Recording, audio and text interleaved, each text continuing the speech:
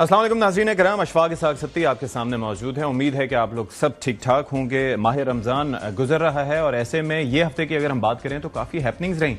Happenings इस एतबार से भी कि हुकूमत का 1 साल मुकम्मल हुआ और हुकूमत की जानिब से अपनी कारकर्दगी को बढ़ा चढ़ा के ज़ाहिर पेश किया गया। जो उन्होंने माशी अहदाफ हासिल किए उनके मुताबिक मईशत वेंटिलेटर्स पर थी, वेंटिलेटर से उसको हटाकर अभी बेहतर पोजीशन में ले आए हैं और जाहिर है कि जो नंबर्स हैं दे स्पीक फॉर देमसेल्व्स। तो उस हवाले से थोड़ा सा हम बात करेंगे कि चैलेंजेस क्या थे, कौन से एरियाज ऐसे थे कि जिनके अंदर मजीद काम करने की जरूरत है और आगे 4 साल के मुआशी अहदाफ क्या हो सकते हैं। और दूसरी सबसे इंपॉर्टेंट चीज, बजट की आमद है। IMF को कन्वे कर दिया गया है कि मिनी बजट नहीं आएगा, लेकिन बजट में आवाम को और खासतौर पर सैलरीड क्लास को क्या रिलीफ मिल सकता है और आगे 4 साल मईशत के कैसे गुजरेंगे, इस पर हमने डिस्कशन करना है।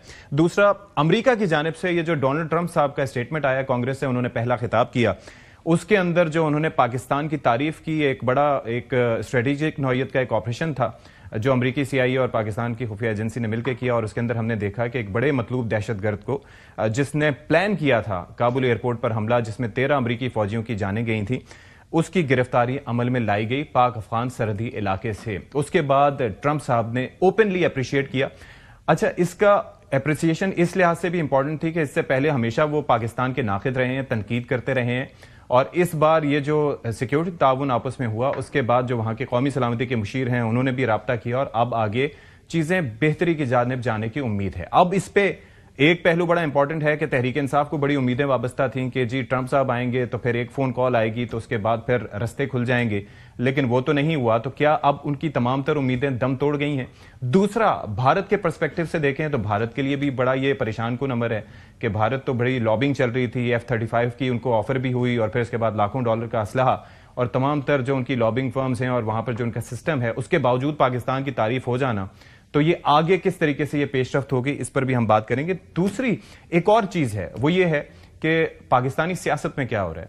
इस खास तौर पर ये जो ग्रैंड अपोजिशन अलायंस है, इस अदम एतमाद की फजा में कि JUI की जानिब से मुसलसल स्टेटमेंट सामने आ रहे हैं, उसके अंदर क्या ये अलायंस तश्कील हो पाएगा, आगे बढ़ना या हुकूमत को कोई टफ टाइम देना या रेजिस्टेंस देना, या इस वक्त अगर हम बात करें तो क्या कोई हुकूमत के सामने कोई ऐसी रेजिस्टेंस मौजूद है या ये सियासी जमातें जो अगर साथ नहीं मिल पाती तो क्या हुकूमत को इनफरादी तौर पर टफ टाइम दे सकती हैं? इस पर बात कर लेते हैं। जो हमारे साथ मेहमान मौजूद हैं उनका तारुफ आपसे करते हैं। रऊफ क्लासरा साहब हैं, साथ ही साथ इरशाद भट्टी साहब हैं और गरीदा फारूकी साहिबा हमें वीडियो लिंक पे ज्वाइन करें। आपका भी बहुत शुक्रिया, सबका बहुत शुक्रिया। तो स्टार्टिंग फ्रॉम यू भट्टी साहब, तो ये बताइए कि क्या सिलसिला चल रहा है? ये जो अगर हम स्टार्ट से बात करें, हुकूमती कारकर्दगी 1 साल मुकम्मल, क्या खोया क्या पाया? हुकूमत ने तो कहा कि हमने ये अहदाफ हासिल कर लिए हैं, तो आप मुतमईन नजर आते हैं उससे कि? बिल्कुल, मैं तो वो कहते हैं सर से लेकर पांव तक और पांव से लेकर सर तक मुतमईन नजर आता हूं। हाँ, सरतपा, क्योंकि इसमें हमने खोया क्या पाया। अच्छा, 88 से पहले का पाकिस्तान है मुशर्रफ साहब का। मैं तो कहता हूं कि पीपल्स पार्टी नून को मुशर्रफ मॉडल को सोचना चाहिए, उस पर गौर करना चाहिए, उस पर अंदर बैठ के कमरे में उसको देख 2000 बाद का जो मॉडल है। हाँ, दो मुशर्रफ मॉडल। हालांकि दोनों ने डीलें फरमाई। बेनजीर भुट्टो ने वेलकम किया था परवेज मुशर्रफ मार्शाल्लाह, और दोनों ने डीलें फरमाई परवेज मुशर्रफ से। तो परवेज मुशर्रफ दौर जरूर देखें कि उसमें क्या बेस्ट बल्दियाती निजाम था। वेलकम कैसे किया था बेनजीर साहिबा ने जब मार्शाल्लाह लगा? वो तो खुद साफा जिलावती पे चली गई थी इमरजेंसी के बाद। भाई बेनजीर भुट्टो ने, आपको नहीं पता कि उन्होंने वेलकम किया था? कैसे मुशर्रफ मार्शाल्लाह को वेलकम किया था कि अच्छी बात है। एक तो इमरजेंसी इससे जान छूटी नवाज शरीफ से। अच्छा, बेनजीर भुट्टो ने कहा था कि इससे हमारी जान छूटी, ये तो सारा तबाह कर रहा था मुल्क को, साइड पे लाइन पे लगा रहा था। बेनजीर भुट्टो साहब ने वेलकम किया और फिर खैर दोनों ने डीलें भी फरमाई। तो इशू ये है कि बेनजीर भुट्टो की 88 1 साल मुकम्मल होने पर, नवाज शरीफ साहब का दोबारा जब 90 में आते हैं 1 साल मुकम्मल होने पर, बेनजीर भुट्टो दोबारा 1 साल जब आती हैं, दो मरतबा नवाज शरीफ तीसरी मरतबा। तकरीरें सुने खुदा की कसम, ये 99% सेम तकरीरें जो आज शबाज शरीफ। अच्छा, लेकिन मुझे एक चीज बता दें। अच्छा, मेरा फिक्रा मुकम्मल कर आपकी एक चीज कि हम टेक ऑफ करें, मैशत बड़ी बेहतर हो रही है, एशियन टाइगर चीजें बन रही। वो एशियन टाइगर तो खैर वो तो कर्ज उतारो भी था, वो पीली टैक्सी भी थी, वो तो सारा छोड़े ना। तो हम टेक ऑफ कर चुके। इन जालिमों ने, असल में प्रॉब्लम ये है कि हमारे मसाइल ये हैं یہ جو ہم پہ مسلط ہے، ہم ان سے مسائل حل ہونے کی توقع لے کے بیٹھے. اچھا مجھے ایک بات بتائیں، مجھے آئی ایم ایف کا پہلا پلان 88 میں آیا تھا یا اس سے بھی پہلے کا تھا؟ پہلے آیا تھا. تو پھر بھائی آئی ایم ایف نہیں ایشو، آئی ایم ایف کوئی بری بات ہے؟ آئی ایم ایف بری بات کوئی؟ جو آئی ایم ایف آج کہہ رہا ہے یہ ہمیں کرنا چاہیے تھا. آئی ایم ایف کو تو ہم نے ولن بنا دیا نا کہ آئی ایم ایف جیسی بری بات ہے. آئی ایم ایف تو قرضے لیتے ہیں ملک، آگے بڑھتے ہیں ملک، لیکن ایشو یہ ہے کہ یہ ظالم لوگ جو ہیں انہوں نے ہمیں برباد کر کے رکھ دیا. ٹھیک ہے. اور ہمیں کہتے ہیں ڈونگرے بساؤ. آج پھر ایک مرتبہ کہہ رہے ہیں کہ معیشت ٹیک اپ. کتھو کھیت مٹی ٹیک، کوئی انڈسٹری لگی ہے جب تک، اچھا لمبی بات ہو جائے گی، 5 چیز. جب تک اب آبادی بام کو نہیں روکیں گے، جب تک اب معاشی اصلاحات نہیں کریں گے، جب تک اب نئے صوبے نہیں بنائیں گے، جب تک آپ خسارہ زدہ اداروں سے جان نہیں چھڑوائیں گے، جب تک آپ اپنے خرچے کم کر کے آمدن نہیں بڑھائیں گے، جب تک آپ کی خارجہ پالیسی تنا، جب تک آئی ایم ایف اور قرضے سے جان نہیں چھڑائے، کچھ نہیں ہوگا. ٹھیک ہے آئی گاٹ یور پوائنٹ. ایک تو چیز یہ ہے نا کہ یہ جو وہ صوبے بنانے سے کہیں زیادہ بہتر یہ ہے کہ جو آلریڈی یہ جو اختیارات ہیں ان کو نچلی سطح پر لوکل کروا لیں. دیکھ لیں رؤف صاحب مجھے یہ بتائیں، 1 سال گزر گیا، انہوں نے تو بہت سمت کی جانب اشارہ کیا اور 88 تک لے گیا، لیکن اگر اس 1 سال کی بات کی جائے اس کے اندر چیلنجز ظاہر بہت ہیں، آپ کے سامنے تھے. میں اگر کچھ سٹیٹس بیان کروں کہ آپ کے جو زر مبادلہ کے ذخائر تھے وہ 1 سال کی نسبت ڈبل ہو گئے، مہنگائی میں اضافے کی شرح جو ہے 1.52% پہ آ گئی، اس کے اور بھی کئی فیکٹرز ہیں. تو اب تک کی جو پیش رفت اس 1 سال کی رہی، ماضی کو بھلا کے اگر ابھی کو دیکھیں تو ٹھیک رہی؟ ماضی کا نا بڑا گہرا تعلق ہے اس 1 سال سے. جب تک ہم اس کو صرف کنفائن نہیں کر سکتے کہ صرف 1 سال کی بات کریں. 1 سال میں جو بھی چیلنجز تھے، پرابلم تھے، انیفیشنسیز تھیں، جو کچھ بھی تھا تو وہ پچھلے کچھ نہ کچھ فیصلوں کی وجہ سے تھا. ٹھیک ہے. It's all connected. میں 2 لوگوں کو سمجھتا ہوں کہ وہ ذمہ دار ہیں جو کرائسس آئے ہیں بعد میں اس ملک نے دیکھے ہیں، پاکستان نے دیکھے ہیں. ایک میں شوکت ترین صاحب کو سمجھتا ہوں، دوسرا میں اسحاق ڈار صاحب کو.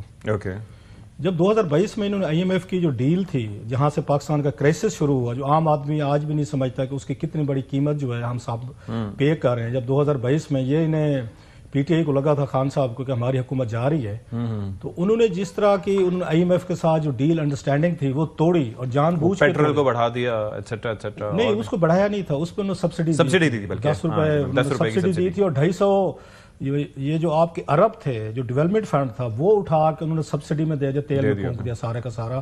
اور انہیں پتا تھا کہ آئی ایم ایف اس بات سے وہ ہوگا، چڑے گا اور آئی ایم ایف آپ کی وہ ڈیل سے نکل جائے گا.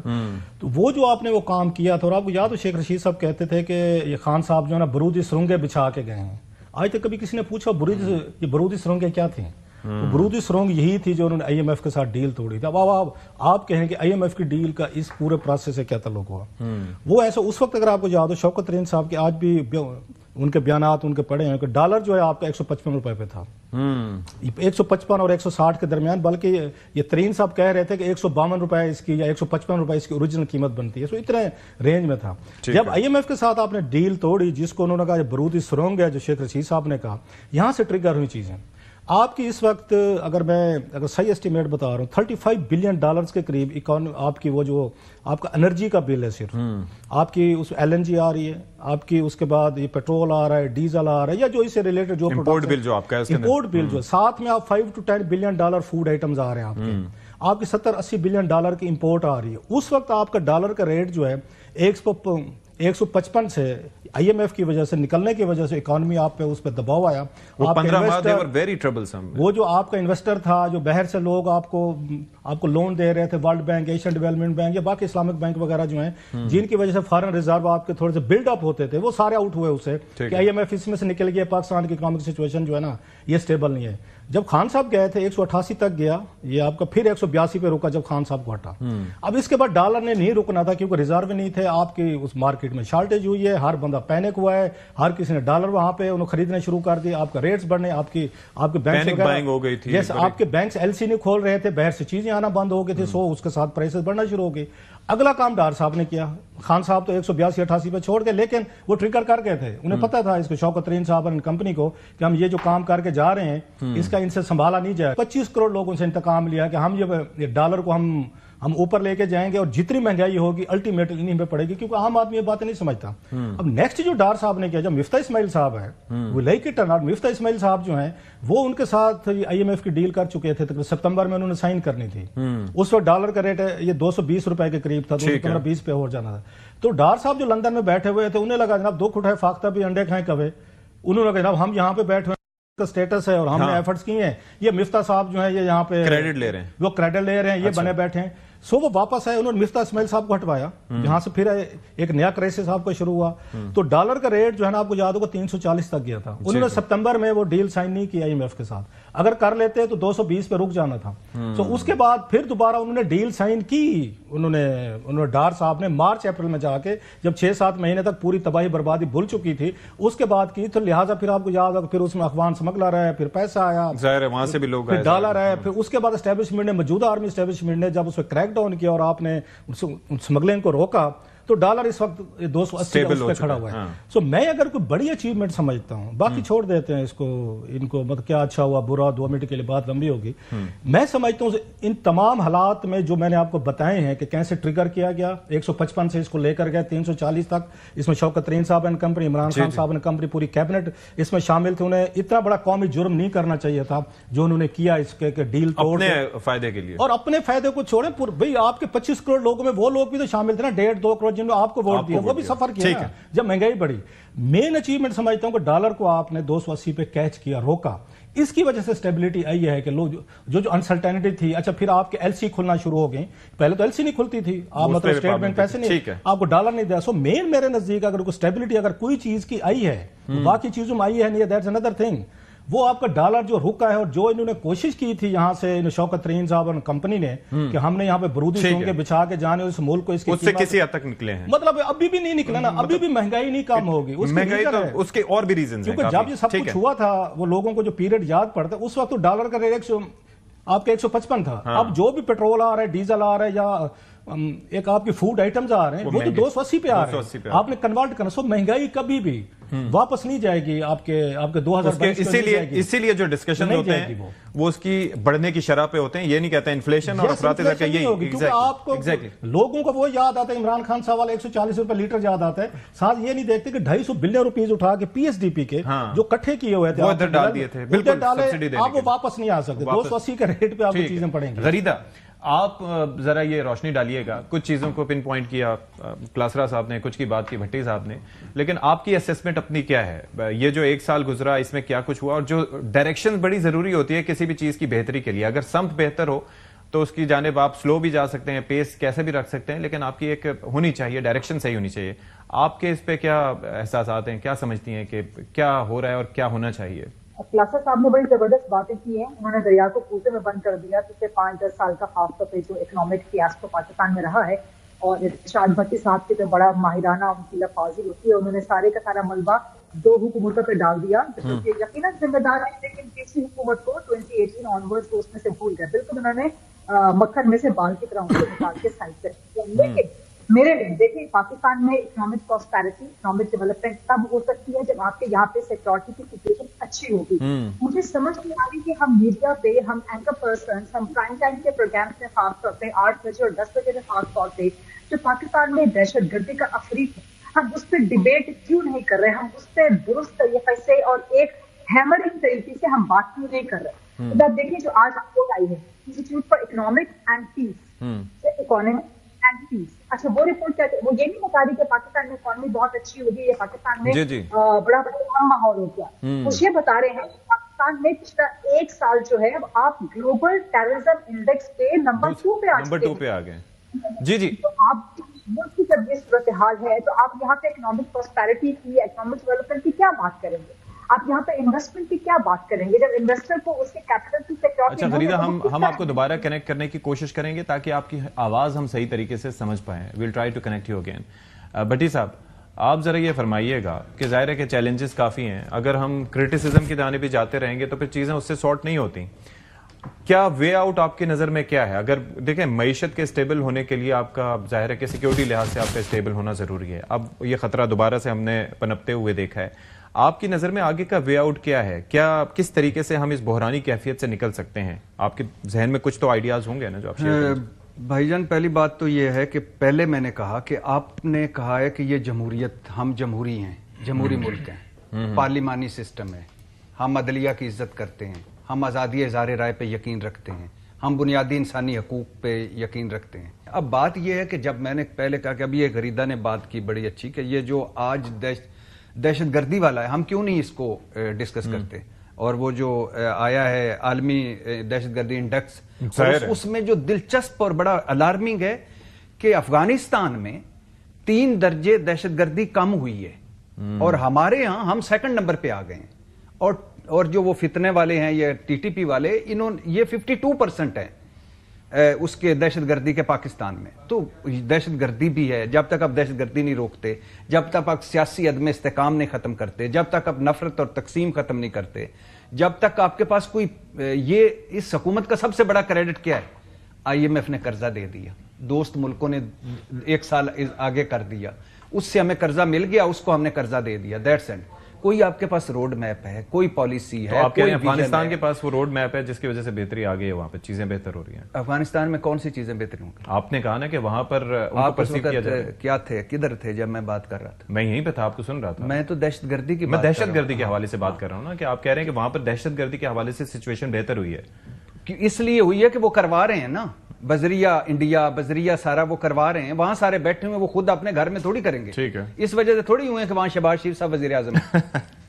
یعنی میں بات معیشت کی کر رہا ہوں، آپ دہشت گردی کی طرف لے کے چلے گئے. یہ تو ایک آسپیکٹ ہے نا. ہاں ایک آسپیکٹ ہے نا. میں نے بتایا کہ وہ رپورٹ کا دیا نا. میں نے کہا ہے کہ جب تک آپ آبادی بمب نہیں روکیں گے، کوئی بندہ آج تک آبادی پہ بات کر رہا ہے یار کتنی ہوگی، 25 کروڑ ہوگی، 40 کروڑ ہو جانی آگے 1 دہائی کے بعد. جب تک آپ نئے صوبے نہیں بنائیں گے، ان مینیجیبل ہے یار. پنجاب آپ کا جتنی بھی مریم نواز صاحبہ 60 نہیں 70 صفحے چھاپ لیں، ان مینیجیبل ہے. جب تک آپ دہشت گردی نہیں روکیں گے، معیشت پہ 1 پیج پہ نہیں آئیں گے، خسارہ زدہ سرکاری اداروں سے جان نہیں چھڑوائیں گے، معاشی اصلاحات نہیں کریں گے، آپ ایک پالیسی نہیں بنائیں گے، IMF قرضوں سے جان کیسے چھڑانی یہ کیا کریں گے، خرچے اپنے کم کریں گے، آمدن اپنی بڑھائیں گے. یہ تو وہ یہ ٹرک کی بتی کے پیچھے لگا لیتے، ہر چوتھے دن آ جاتے ہیں کہ معیشت ٹیک آف کر رہی ہے. ان کی معیشت اپنی دیکھیں، ہاں وہ ٹیک آف کر گئی ہے، وہ ناسا سے بھی آگے، چاند سے بھی آگے چلی گئی ہے. ہاؤس آف 2 پارٹیاں نا، شاہی پارٹیاں، ان دونوں پارٹیوں کو دیکھ لیں. تحریک انصاف بھی ایک پارٹی ہے نا، ان میں شاہی خاندان تو ان کی بھی حکومت رہ چکی ہے نا. جی اس طرح کریں کہ وہ 70 سال کا نا ان میں ڈال دیں. میری ایک بات بتائیں، بڑا ایزی ہوتا ہے. میں جواب لوں گا، obviously غریدہ ہمارے ساتھ جوائن کر چکے ہیں، لیکن مجھے ایک بات بتائیں. ایک جماعت آتی ہے حکومت میں، ٹھیک ہے، وہ 22 سال یا 23 سال کی تیاری کے بعد، اس کے بعد الیکشنز ہوتے ہیں، وہ کہتے ہیں کہ جی ہمارے پاس یہ ایک شخص ہے جس کا نام اسد عمر ہے، اس کے پاس ہر چیز کا سولوشن موجود ہے. ٹھیک ہے، وہ سولوشن موجود ہے. اس کے بعد کتنی تبدیلیاں آ جاتی ہیں ان کی، اسی وزارت خزانہ میں کتنے لوگوں کی تبدیلیاں آ جاتی ہیں. وہ شخص کہتا ہے کہ جی ہم نے کشکول نہیں اٹھانا، ہم نے کشکول توڑ دینا ہے، ہم نے IMF کے پاس نہیں جانا، ہم نے خودکشی کر لینی ہے. اس کے بعد کیا ہوتا ہے؟ اس کے ساتھ ساتھ کیا کہا جاتا ہے کہ جی ہم جو الیکٹڈ ممبرز ہیں ان کو ووٹ کو عزت دیں گے. اب آپ مجھے مطلب میں صرف آپ کو ایک سال ڈسکس کر رہے ہیں کہ 3 پارٹیاں ڈسکس کر رہے ہیں. میں آپ سے صرف یہ بات کر رہا ہوں کہ آپ 1 سال ڈسکس کر رہے ہیں. آپ نے پہلا سوال کیا کیا؟ میں صرف آپ نے پہلا سوال کیا تھا کہ اس حکومت کا جو پیپلز پارٹی مسلم لیگ ہے جو 5ویں مرتبہ حکومت کر رہے ہیں، 3 مرتبہ علیحدہ، 5ویں 2 مرتبہ مشترکہ طور پر، اس حکومت کا بتائیں 1 سال کیسا گزرا. اگر آپ یہ سوال کر لیں کہ جو تحریک انصاف، پیپلز پارٹی اور مسلم لیگ کی کارکردگی کیسی ہے تو اس پہ آپ کی ساری باتیں ٹھیک ہیں. میں ذرا غریدہ سے جواب لے لوں، ان کی بات بیچ میں رہ گئی تھی، پھر اس پہ ڈسکشن ہم آگے بڑھائیں گے. جی غریدہ آپ بات کر رہی تھی، بیچ میں ہم رک گئے تھے. تو میں گزارش آپ سے یہ کر رہی تھی کہ جب تک آپ کے ملک میں سیکیورٹی کی سچویشن بہتر نہیں ہوگی اس وقت تک آپ اکنامک پراسپیرٹی کا خواب ہی دیکھ سکتے ہیں. Because they are all connected. Yes, true. Having said that, Pakistan میں معاشی صورتحال ٹھیک ہوئی ہے.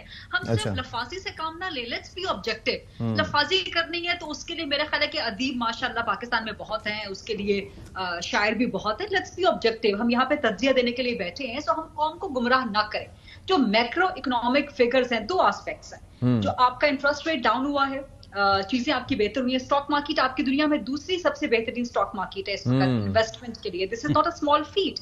آپ کا ایکسپورٹس جو ہے وہ بڑھے ہیں. ٹیکسٹائل سیکٹر میں ڈیفینیٹلی ڈکلائن آیا ہے، لیکن اوور آل ایکسپورٹس کا آپ کا فگر بہتر ہو رہا ہے. تو جو میکرو اکنامک فگرز ہیں آپ کے، اعتماد بڑھ رہا ہے. पाकिस्तान की पॉलिटिकल सिचुएशन पे, पाकिस्तान की इकोनॉमिक सिचुएशन पे, लेकिन जो आपकी माइक्रो इकोनॉमिक फिगर्स है, अगर आप ये कहें कि जी जो पाकिस्तान तहरीक इंसाफ कह रही है, और मेरा ख्याल है कि वो दुरुस्त कह रहे हैं कि महंगाई कम नहीं हुई, जब हुकूमत या बयानियां देने की कोशिश करती है कि हमने 0.5 पे या 1.5 पे लेके आ गए हैं, तो इसका मतलब ये नहीं है कि जो चीज महंगी हुई थी, जो चीज 500 की वापस आ गई, वो नहीं हुआ। चिकन जैसे 1000-1500 का मिल रहा है 1 किलो, तो गरीब शख्स तो उसको खाने का सोच ही नहीं सकता ना। इसका मतलब ये नहीं है कि आप 1.5 पे महंगाई लेके आ गए हैं तो वो चिकन 200 रुपए का या 100 रुपए का हो गया, ऐसा बिल्कुल नहीं है। हाँ, वो मजीद नहीं बढ़ रहा, लेकिन महंगाई जूं की तू मौजूद है। तो यहाँ पर पाकिस्तान तहरीक इंसाफ ठीक कहती है और वो हुकूमत को सही चैलेंज करती है कि आप चलें मेरे साथ और आप बाजार में चलें, तो जो महंगाई की सूरत है, लोगों ने जूते ना मारे तो फिर आप बताइएगा। तो ये दुरुस्त है कि महंगाई में कमी नहीं आई, लोगों की जो फूड बास्केट है, डेली फूड बास्केट है, मंथली फूड बास्केट है, उसमें फर्क नहीं पड़ रहा। रमजान पैकेज 20 अरब का छोड़ें, आप 40 अरब का भी देकर देख दें, उससे फर्क नहीं पड़ता। ये आप कौम को पैकेजेस पे ना लगाएं, रिलीफ पैकेजेस पे ना लगाएं। जो उनका डेली की बुनियाद पे एक्सपेंसेस हैं, जो मंथली की बुनियाद पे एक्सपेंसेस हैं, उसको आप कम करें। फिर तनख्वाहदार तबके पे जो टैक्सेस हैं, अभी बजट आने वाला है, उसमें देखना है कि आप तनख्वाहदार तबके को रिलीफ दे सकते हैं कि नहीं दे सकते। दावे तो बड़े कर रहे हैं। अभी कैबिनेट में एक्सपेंशन कर दी, मेरे नजदीक वो सारे जो कैबिनेट में नाम आए हैं वो सब काबिले एहतराम है, सब ऑनरेबल हैं, अच्छे नाम हैं, काम करने वाले नाम हैं उसमें। लेकिन क्या इसकी जरूरत थी या आपने सिर्फ एकोमोडेट किया है, पॉलिटिकली एकोमोडेट किया है? तो ये जब आप ऑप्टिक्स जाएंगे ना कि जी लोगों के पास खाने को कुछ नहीं, उनके पास बेरोजगारी है, एक नौजवान यूनिवर्सिटी से निकलता है, उसको यकीन नहीं होता कि मुझे नौकरी मिलेगी कि नहीं मिलेगी, ऐसे में आप कैबिनेट्स में एक्सपेंशंस कर रहे हैं, आप ओहदे बांट रहे हैं। सो ये ऑप्टिक्स अच्छे नहीं जाते, पॉलिटिकल ऑप्टिक्स अच्छे नहीं जाते। लेकिन मैं समझती हूँ जो आपने सवाल अपने आगाज किया था कि डायरेक्शन दुरुस्त हो जाए, तो डायरेक्शन कम से कम दुरुस्त हो गई है। और जिस तरह आप भी कह रहे थे, अब देखें ऑपोजिशन के पास काउंटर प्लान क्या है। काउंटर प्लान ये है कि जब बजट लास्ट ईयर प्रेजेंट हुआ तो सारी ऑपोजिशन ने इमरान खान को रिहा करो की तकरीरें की। क्या ये आपका इकोनॉमिक काउंटर प्लान था? क्या ये बजट की स्पीचेस होनी चाहिए थी? इस साल भी बजट आने वाला है, तो देखते हैं कि असेंबली में पाकिस्तान तहरीक इंसाफ या ऑपोजिशन अपना इकोनॉमिक व्हाइट पेपर क्या प्रेजेंट करती है, अपना क्या इकोनॉमिक एक सब्स्टिट्यूट प्लान देती है। सो ये ऑपोजिशन का काम होता है। लेकिन माजरत के साथ ऑपोजिशन भी बिल्कुल अटक के रह गई है कि जब तक इमरान खान रिहा नहीं होंगे हम उससे अलग कोई बात नहीं करेंगे। पर इमरान खान की रिहाई के लिए आप इत्तेहाद बनाने की एक तरफ बातें करते हैं और एस्टैब्लिशमेंट के पांव पकड़ने की दूसरी तरफ आप तरकीबें करते हैं और तदबीरें करते हैं, जो तदबीर आपकी आज तक कामयाब नहीं हो सकी। तो ये तजादात ऑपोजिशन के अंदर भी मौजूद है। जब तक ये तजादात रहेंगे, a strong opposition performs very well for the accountability of the government in seating. तो जब तक किसी गवर्नमेंट के ऊपर एक मजबूत ऑपोजिशन मौजूद ना हो तो फिर आप इन्ना लिल्लाह व इन्ना इलैहि राजिऊन नहीं पढ़ सकते। ठीक है जी, एक ब्रेक लेते हैं, यहां पर ब्रेक के बाद कंटिन्यू करेंगे।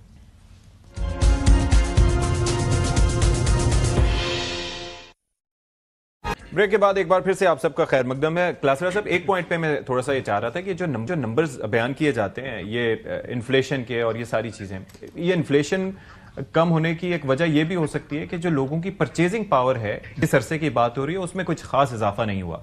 यानी कि लोग अगर परचेजिंग कम करेंगे या उनकी खरीदारी की सकत इतनी नहीं रहेगी या उनकी तनख्वाहों में इस हिसाब से इजाफा नहीं होगा, तो वो भी तो इम्पैक्ट पड़ता है इस चीज़ पे कि वो कितना बाहर जाते हैं, खरीदारी की कोशिश करते हैं।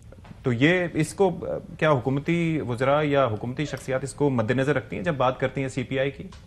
ये थोड़ा समझने की जरूरत है। आम आदमी जब ये हुकूमत ये कहती है कि महंगाई की ये शरह कम हुई है, जो भी ये गरीदा साहबा भी कह रही थी, आम आदमी उसको उस तरह नहीं समझता कि हुकूमत क्या कह रही है और आम आदमी क्या समझ रहा है। There is huge gap between the two. हुकूमत ये कहती है कि जिस स्पीड से महंगाई बढ़ रही थी, हाँ, वो स्पीड हमने कंट्रोल को, ये नहीं कहते महंगाई कम हो रही है। They are not saying that, it's a very delicate point, ये जरा ज़हन में रखने की जरूरत है। वो शरह की बात करते हैं, मतलब 10% की बुनियाद पर रोजाना महीने हफ्ते बाद बढ़ी थी, 20%, 40% तक। लेकिन अवाम को इंप्रेशन यही दिया जाता था इनिशियली, जब तक उसकी तशरीहात अवाम ऐसे माहिरीन की तरफ से आनी शुरू। अवाम इनमें नहीं पड़ती होती, वो कहते हैं महंगाई है तो है, वो है तो है, उन्हें तो लगता है चीजें ज्यादा से महंगी हो रही हो, ठीक कह रही है अवाम, ठीक कह रही है। अगर 3% भी रोजाना की बुनियाद पर शरह, ये थोड़ा सा ये मतलब इसको डिफरेंशिएट करने की जरूरत है। इसमें यह है कि महंगाई की ये आपकी कम नहीं हो रही, महंगाई है, وہ 3% بڑھ رہی ہے، وہ 5% بڑھ رہی ہے، 40% وہ بڑھ رہی ہے، ملٹیپلائی کر رہی ہے. حکومت کہتی ہے، اس کا دعویٰ ہے جو کہ پہلے 40% کی بنیاد پہ بڑھ رہی تھی، 40% قیمتیں بڑھ رہی تھی، اب کم ہو کے اب وہ کہتے ہیں 3% بڑھ رہی ہیں، 5% بڑھ رہی ہیں، 6% بڑھ رہی ہیں. عام آدمی سمجھتے ہیں بھائی صاحب جب آپ کہتے ہیں مہنگائی کی شرح، عام آدمی شرح شروع نہیں سمجھتا، وہ سیدھی سی بات سمجھتے بھائی یہ سموسے جو تھے یہ 10 روپے کے ملتے تھے، کل آج یہ 11 روپے کے ہو گئے، روپیہ تو بڑھ گیا. آپ کہتے ہیں مہنگائی کم ہو گئی. وہ کیا کہتی ہے حکومت، کیا کہتی ہے؟ وہ کہتی ہے 15 روپے کے آپ کو ملنے تھے، ہم نے 11 روپے کے کر دیے ہیں، مطلب 1 روپیہ بڑھی ہے، 4 روپے نہیں بڑھی. سو دیٹس ایک تو مہنگائی کی یہاں تک بات ہے. ٹھیک ہے. اور دوسری چیز یہ ہے جو بات ابھی غریدہ صاحبہ نے بھی کہی کہ آپ بعض چیزیں جو ہیں عوام کے لیے کرتے ہوتے ہیں، اب میسیجنگ کرتے ہوتے ہیں، مجھے آج تک IMF کی سمجھ نہیں آتی. وہ بہت اچھے ہمیں چیزیں بتاتے ہیں، حکمرانوں سے بیوروکریسی اچھی چیزیں کراتے بھی ہیں جو ضروری ہوتی ہیں، ہمارے لیے ضروری ہوتی ہیں. کہ آپ نے 1 سال گزار لیا اور دعویٰ کیا جی ہم نے پورا سال بڑا بہترین گزارا، مشکل سال تھا آپ کے لیے، اس کے باوجود آپ نے کرا ہے، آپ کا دعویٰ ہے ہم نے حکومت ٹھیک کر لی، چیزیں ٹھیک کر لی، سب کو ٹھیک کر لیا، تو پھر آپ کو یہاں پہ 20-25 وزیروں کی کیا ضرورت ہے؟ IMF کو ان پہ اعتراض کیوں نہیں ہوتا؟ آپ نے اپنی تنخواہ اسے 2.25 لاکھ روپے سے یا لاکھ روپے سے آپ نے 5 لاکھ روپے کروائی لی، آپ کو IMF کچھ نہیں کہتا. آپ نے بیٹھ کے اس کے بعد 20-25 نئے وزیر ڈال دیے اور ابھی آپ کہتے ہیں مزید ڈالنے. IMF آپ میں نے یہ سوال اٹھایا تھا، اس پہ وہ کہہ رہے تھے کہ بھائی وہ تنخواہیں ہم لوگ ڈرا نہیں کر رہے، ہم لوگ تنخواہیں نہیں لے رہے سرکاری خزانے سے. وزیر جو بھی وہ طارق فضل چودھری صاحب نے کتنا نہیں لے رہے؟ آپ پوچھنا چاہیے تھا کتنے لوگ نہیں لے رہے؟ جی پلیز. 5 نہیں لے رہے، 10 نہیں لے رہے، یا سارے 40 نہیں لے رہے؟ آئی ڈاؤٹ کہ سارے نہیں لے رہے، سارے لے رہے ہیں. مطلب کچھ لوگ ہوں گے 2, 4, 5 ہمیشہ ہر کیبنٹ میں ہوتے ہیں جو کہتے ہیں ہم تنخواہیں، میں آپ کو نام گنوا سکتا ہوں، اور اس کے بعد خبریں بھی لگواتے ہیں، بڑی بڑی بلے بلے بھی ہوتی ہے نہ. فیئر انف نہیں لے رہے، آپ لیں.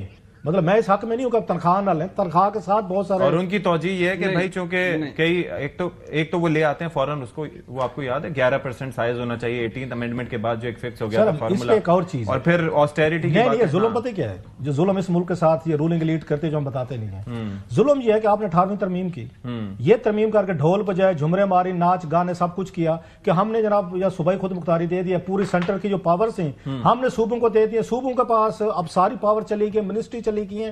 یہ سینٹر جو ہے یہ صرف آپ کا 7-8 آپ کی منسٹری رکھے گا. آپ کو پتہ ہے اس کو سینٹر کو چلانے کے لیے پاکستان کو کتنی وزارتیں چاہیے؟ 8 سے 10. آپ نے 24 کلومیٹر پہ 50 بندے چاہیے، آپ کو 24 کلومیٹر پہ 80 بندہ چاہیے. آپ کو فیڈرل منسٹر ایک وزارت میں آپ دیکھیں، ایک فیڈرل منسٹر ہے، پھر آپ کا منسٹر آف اسٹیٹ ہے، پھر نہیں مشیر ہے، پھر پارلیمانی سیکرٹری ہے، 4 وزیر بٹھا دیں. وہ کام جو یہاں پہ آپ کا ڈپٹی کمشنر کے دفتر کے ایک سیکشن آفیسر کا کام ہے، اس کے لیے آپ نے وزارتیں بنا دی، وزارتوں میں پھر بندے رکھ لیں، ایک 4. اور اس کے باوجود آپ دیکھیں گے کورم پورے نہیں ہوں گے. یہ کورم پورے نہیں ہوتے. وزیر جو ہیں یا صادق صاحب لیٹر لکھ کے وہ تھک گئے ہیں کہ وزیر کوسچن آور میں جواب دینے نہیں آتے، یہ ان کی شان کے خلاف ہے. مطلب یہ ہے کہ آپ نے 18ویں ترمیم پھر کس کام کے لیے کی تھی؟ اچھا غریدہ آپ کچھ ایڈ کرنا چاہ رہی تھی؟ اگر کرنا ہے تو کر لیں، میں بھٹی صاحب کی طرف جاؤں. میں وہی گزارش کرنا چاہ رہی تھی کہ خلاصہ صاحب ہمیشہ کی طرح میں تو کم از کم ان کی گفتگو کی فین ہوں، لیکن وہ جو بات آپ سوال کر رہے ہیں نا کہ جی وہ کہتے ہیں کہ جی حکومت کہہ رہی ہے کہ وزیر تنخواہیں نہیں لیں گے. ٹھیک ہے، نہ لیں تنخواہیں، چاہے قائد اعظم کی طرح 1 روپیہ لیں یا 1 روپیہ بھی نہ لیں، جو بھی وہ بیانیہ بنانا ہے بنا لیں، لیکن آپٹکس مناسب نہیں گئے، مثبت نہیں گئے، اچھے نہیں گئے. اور چاہے ایک وزیر تنخواہ لے یا نہ لے، لیکن ایکسپینسز اس کی منسٹری کے موجود رہتے ہیں. دوسری طرف آپ حکومت کہہ رہی ہے کہ ہم رائٹ سائزنگ کر رہے ہیں، ہم ڈاؤن سائزنگ کر رہے ہیں، ہم کٹوتیاں کر رہے ہیں، ہم آسٹیرٹی میجرز کر رہے ہیں. تو جس آسٹیرٹی میجرز پہ ہم عمران خان کی حکومت پہ تنقید کیا کرتے تھے، یہاں پر بھی تو وہی حال ہے. کیا آپ کہہ رہے ہیں کہ جی ہم نے فلاں سے جگہ سے 10 روپے کاٹ لیے لیکن فلاں جگہ پہ 100 روپے لگا دیا. تو 100 روپے لگانے کو آپ چھپا رہے ہیں، دبا رہے ہیں، اور 10 روپے کاٹنے کو آپ نمایاں کر کے دکھا رہے ہیں. تو بے شک اگر کیبنٹ منسٹر یا ایڈوائزرز وغیرہ وغیرہ وہ تنخواہیں نہ بھی لیں، لیکن ان کی منسٹریز کے خرچے ہوتے ہیں، وہ خرچے آپ بڑھا لیں گے. اور اگر آپ یہ کہہ رہے ہیں کہ جی ایک وزیر کے پاس 2 وزارتیں تھیں، تو وہاں سے وزارتیں لے کے آپ 2 الگ الگ وزیر لے کے، یہ رائٹ سائزنگ ہے.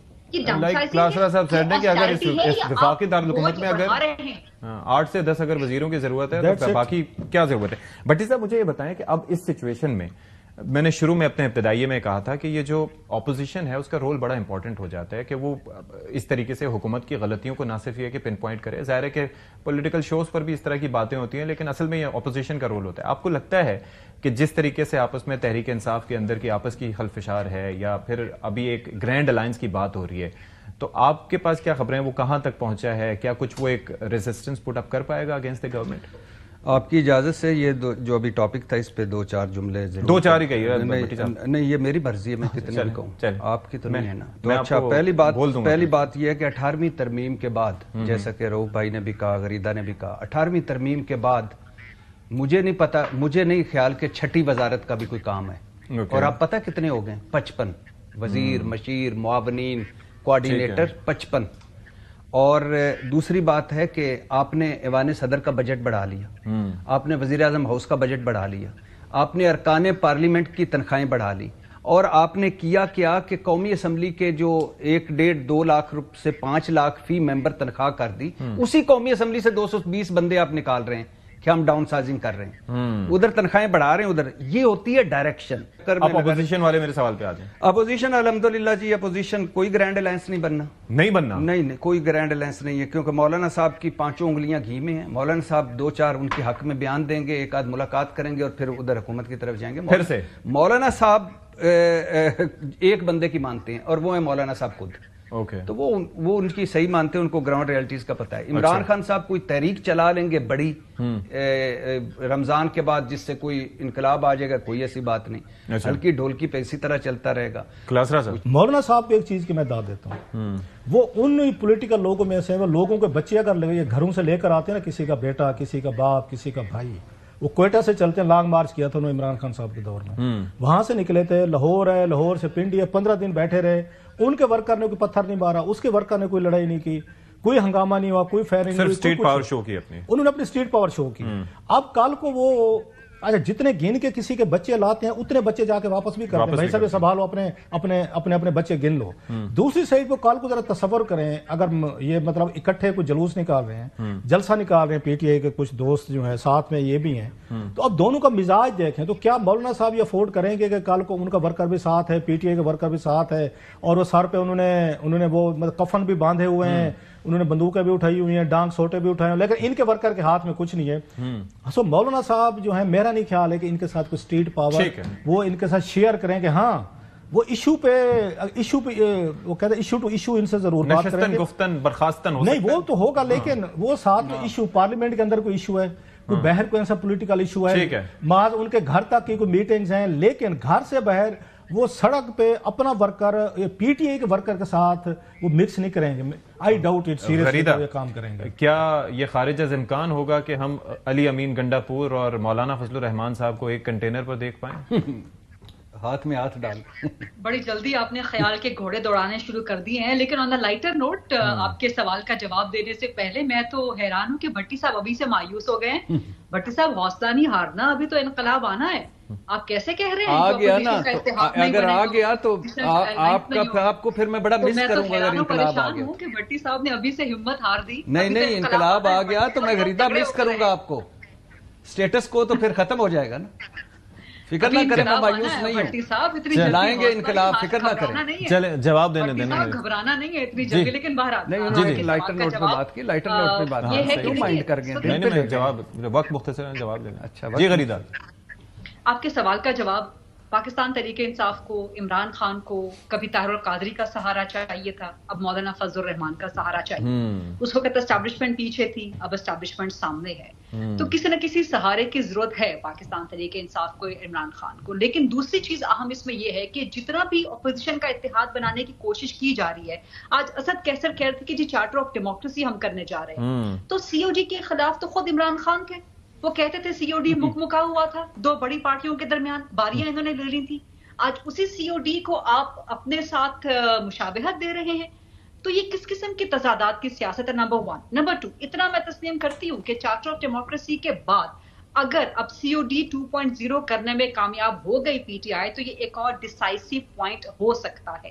لیکن اور چارٹر آف ڈیموکریسی وہ تھا جس میں 2 بڑے ہیوی ویٹ سابق وزیر اعظم شامل تھے, لیکن دوسرا کوئی وزیر اعظم ان کے ساتھ سابق فی الحال موجود نہیں, سوائے شاہد خاقان عباسی صاحب کے. شاہد خاقان عباسی صاحب کا پولیٹیکل ویٹیج کا اتنا زیادہ ہے کہ وہ عمران خان کو سپورٹ کر سکیں, اسی لیے مولانا فضل الرحمان کی ضرورت ہے. لیکن مولانا فضل الرحمان کی جے یو آئی اور عمران خان کی پی ٹی آئی کوئی فیملیئر چیز نہیں ہے, کوئی سملیئر چیز نہیں ہے, کوئی کامن گراؤنڈ ان کے اندر نہیں ہے, نہ آئیڈیالوجیکل, نہ پولیٹیکل, نہ ہی سوشل. تو ڈویژنز بہت زیادہ ہیں. ڈویژن کے علاوہ ایک مسٹرسٹ ہے, تو ان چیزوں کی بنیاد پہ میں نہیں سمجھتی کہ کوئی اپوزیشن کا گرینڈ غریدہ یہ پیپلز پارٹی اور مسلم لیگ میں کتنی ایک چیزیں کامن ہیں؟ میں سن نہیں سکی کچھ کہہ رہے ہیں. وہ کامنالٹیز کی بات کر رہے تھے کہ پیپلز پارٹی اور نون لیگ میں بھی کامنالٹیز کتنی ایک کامن ہے ویسے بائی دا نہیں یہاں پر اقتدار کے جی بہرحال I got your answer. لیکن میں نے گزارش کی نا کہ جب COD کیا گیا تھا پیپلز پارٹی اینڈ PMLN کے درمیان، ٹھیک ہے، اس کے بعد کیا ہوا، مشرف کی طرف انکلائن کر گئی پیپلز پارٹی ایک بار پھر، لیکن دونوں کے درمیان قدر مشترک یہ تھی کہ انہوں نے سیکھا اپنی تاریخ کی غلطی. ویسے یہ بڑا عجیب سیکھا ہے، ٹھیک ہے، کہ مل کر مارو اگلے کو. کیا COD کیا ہے، کمال. سب سے بڑا ایک جو مسٹرسٹ، ایک آخری جملہ، سب سے بڑا مسٹرسٹ، بلکہ 2 جملے آپ کی اجازت. جی پلیز. جتنا بھی اپوزیشن اتحاد میں جماعتیں اکٹھی ہوں گی، سب کا مطمع نظر یہ ہوگا کہ ہمیں اقتدار مل جائے. یہ کامنالٹی ہو سکتی ہے خاص طور پہ PTI کی. دوسرا سب سے بڑا مسٹرسٹ پاکستان تحریک انصاف کا کنڈکٹ، پولیٹیکل کنڈکٹ. ایک طرف آپ اپوزیشن کا الائنس بنا رہے ہوں، ساتھ میں آپ بیک ڈور اسٹیبلشمنٹ سے رابطے کرنے کی کوشش کر رہے ہوں، وہاں سے چیزیں معاملات اپنی کڑی ٹھیک کرنے کی، سیدھی کرنے کی کوشش کر رہے ہوں. ٹھیک ہے جی. Thank you so much Gharida. Thank you so much Bhatti صاحب for your time. Sir Rauf Klasra صاحب آپ کا بھی بہت شکریہ. We'll take a break here. Break کے بعد حاضر ہوتے ہیں، پروگرام کنکلوڈ کریں گے. بیک بریک کے بعد آپ سب کا خیر مقدم ہے، اور پروگرام کے آخر میں حکومت کی ڈائریکشن ٹھیک ہے لیکن کافی ساری چیزیں ہیں. آپٹکس بہت میٹر کرتی ہیں، اور آپٹکس کے تحت اگر دیکھا جائے تو حکومت کو اپنے ایکسپینڈیچرز اور کابینہ میں جس طریقے سے توسیع کی گئی ہے، اگر وزراء ہیں تو ان کے محکمے جلد از جلد ان کو دیے جائیں، اور پھر ساتھ ہی ساتھ عوام تک یہ فائدہ پہنچایا جائے. بجٹ آگے آنے والا ہے، اور بجٹ میں عوام کو کس طرح سے ریلیف دیا جائے گا، سیلریڈ کلاس کو کس طرح سے ریلیف دیا جائے گا، وہ بہت ضروری ہے. پلس اپوزیشن اس وقت بظاہر پوزیشن میں نظر نہیں آتی کہ کوئی الائنس اس طرح سے بنا پائے گی، لیکن we have our fingers crossed. Program سے فی الحال اتنا ہی. اشفاق ستی کو اجازت دیجیے. اللہ حافظ ناصر.